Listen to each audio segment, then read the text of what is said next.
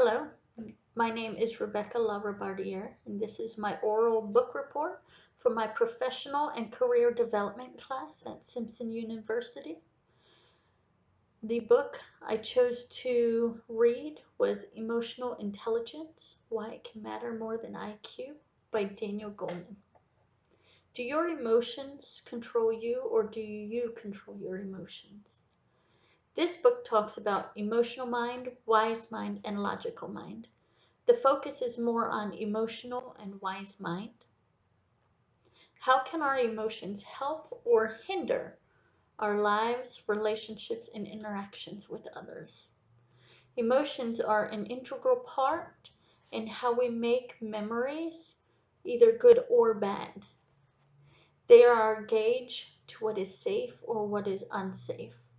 Learning to read our own emotions and feelings and being emotionally intelligent will be reflected in our reactions and relationships with others.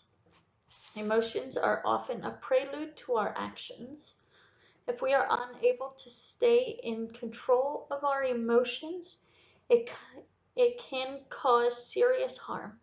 When emotions are too intense, the information in our brain tends to bypass the logical and practical part, which is the neocortex, and go straight to the emotional brain.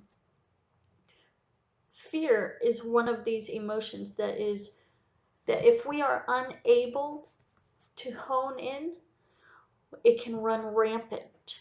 It can bombard our mind with alarm bells, or if you're a visual person, alarming images, which then cause us to go out of control. With emotional intelligence, we learn how to take advantage and manage our emotions, use them for our good and benefit. Recognize the emotion and do not stuff it. Recognize, describe, and work with it. Emotions are a strength that we are given, and we just need to learn to hone in on those emotions. Every area of life can benefit from emotional intelligence, from personal to workplace to relationships. It allows us to embrace all of ourselves and be aware of ourselves and others.